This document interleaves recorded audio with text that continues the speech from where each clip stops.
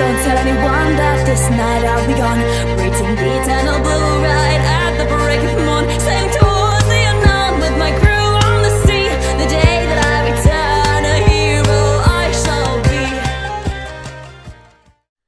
Hey everyone, Captain Flaky here. So today I'm going to be bringing you the demo for Project Octopath Traveler. This is a demo brought to you by Square Enix. The game comes out 2018. The demo features two playable characters, Primrose and Ulbrich. Outside of that, for this demo, we are going to be playing Ulbrich, who is a knight that was during a war protecting his king, who was killed by one of Ulbrich's friends. This friend, Ulbrich considered a brother in arms, and basically killed this king. So with that, you start off in this village where you're basically acting as head of a guard for knights and the town villagers to protect the town. Now in this demo, I'm not going to be focusing on too much for the story. Actually, there is no video of the story or anything else. I'm going to be focusing on just the visuals, the videos, and the gameplay and the surroundings. There's nothing going to be spoiled as far as the story goes. So if you do want to watch this and you want to play the demo yourself, or if you want to at some point pick up the game and not want to be spoiled, but you do want to know what's going on in the game and how it plays, this will definitely be a video for you.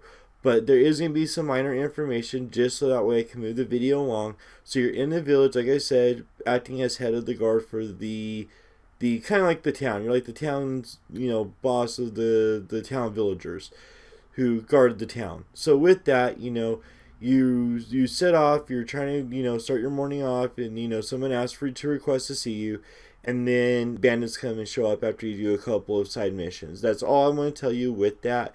With that, though, if you're looking at this, then the visuals that you're seeing here are really impressive. You have a mixture of sprites that are a true callback to classic SNES RPGs.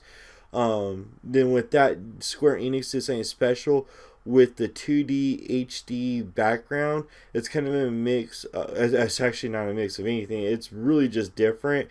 The game runs on Unreal Engine 4. So with that, they are able to do a lot of different things as far as the animation goes. To me, when playing it, and you're probably not going to get much justification while doing it, like seeing it like this, the game is beautiful. I played it on handheld mode and on TV mode, like dock mode, and both were beautiful. This game is just gorgeous. I can't wait to actually pick this up, to go through with it, do a full gameplay and let's play of it. But with that, there's a lot of different elements to it. You can go in, you can get your weapons, pick out your weapons like you do with any other RPG, talk to other villagers, kind of move your story along, craft your own path. That's the big thing that they're calling with this, is you carve your own adventure. I don't know if there's like a main storyline, or you just kind of like go through the story as you see fit, and there's a beginning and an end, and then you kind of like choose your way to the end. I don't know how they're doing all of this, but they say apparently it's your world, it's your adventure, you choose your adventure. But the combat in this game is really fun. To me, I never felt like I was overbearing or underpowered. I just felt, in all honesty, I felt overbearing a lot of times because I felt like I was just dominating my opponents. But they make it so that way the animation is really cool. You power up your character, you can actually boost them up by 3 levels, and then the more you boost them up, the harder your attacks hit. So each character does have weaknesses. It's up to you to determine how you're going to exploit these weaknesses. Either you're going to have to use a combination of weapons or probably magic. I haven't seen anything about that yet. But anyways, you have to exploit their weaknesses and then you can break them. And then essentially what this allows you to do is phase them out so that way you can get additional hits in. So you want to use that weakness, like I said, to basically get extra hits in to do extra damage. This might be a weakness against a sword or a polearm or maybe a bow, who knows. The possibilities are probably going to be, up there with what you can do. For instance, there's these two guys that you fight in the beginning that are kind kind of like guardsmen, and you have to kind of train them, and then you use that kind of like that to spar against them. So when you're fighting against them, there's two little question marks that show up, and then you have to determine by the weapon that you're equipped with what their weakness is. And then with that, you can basically exploit it, so that way you can just pummel them to death. Now during the fights, the animations are really good. They are bright, there's vibrance, there's color in them. They make you feel like you're powerful and that you're just about ready to unload a leash of pain upon somebody. After you defeat the enemies, one thing I liked is they kind of blow up in a cloud of dust. After that, they kind of just go away, they just fade out, and then you just move on with the story.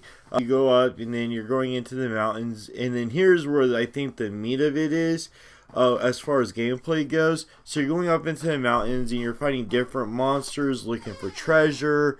The other things that were quite impressive was the audio. I thought the music in the game was really good. The art was really good. The soundtrack, I mean, there's not much I can say about this game. That's why it's only an 8-minute video. I mean, I wish I could show you guys the gameplay footage outside of the story and everything. But like I said, I don't want to ruin anything. Now, I will tell you there is voice acting in the game. So when you're actually in some of the cutscenes, they do talk. The voice acting that they use, I did like. There was some things I hope that they do change. Now, granted, I know that this is just a demo, and there's only so much that they're able to do and fix. But I have noticed, like, during the talk scenes, sometimes the audio would cut out. Like, they would talk, and then they would stop, and then they would talk. And then it was like the audio didn't match with the dialogue that was going on in the speech bubble. It would just sometimes feel like that it wasn't really complete. Like it's hard to explain. Like you would just sit there watching it, and then they would be saying one word, but in the speech bubble it would be a different word. Or, they'd be talking, and then they would stop halfway during a sentence, and then pick back up. So it was really odd. I don't know if it was just the download being corrupted, or if there was something else. If anybody has played it, let me know down in the comments below. I would like to see other people's feedback. If you do like the video, or if you do wish to see a playthrough of Primrose, leave a comment down below, and then we'll see if we can arrange a live stream or maybe another playthrough a little bit different with the story added in, so that way you guys can get a better feel of the game. I do want to thank everybody who has stopped by, liked, commented, subscribed. All your support means the world to me. Without you, I wouldn't be where I'm at.